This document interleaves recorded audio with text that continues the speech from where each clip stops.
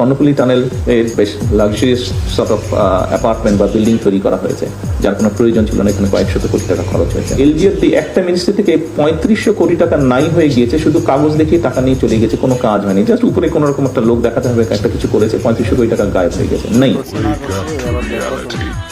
ধৈর্যের তল দিয়ে গাড়ি চলে, গুজুম করে বাড়ি যাবে।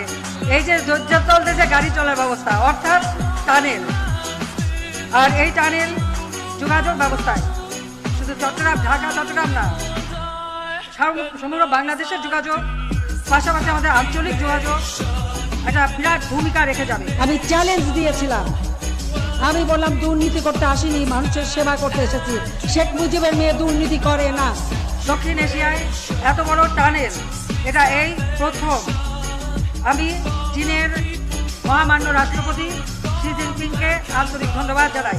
চীন সফরে যেয়ে আমি তাদেরকে বলেছিলাম, সঙ্গে সঙ্গে রাজি হয়েছিলেন এবং আজকে আমরা সেই টানেল তৈরি করেছি। তারেক ভাইয়া, এটা হলো শেখের বেটির কাজ।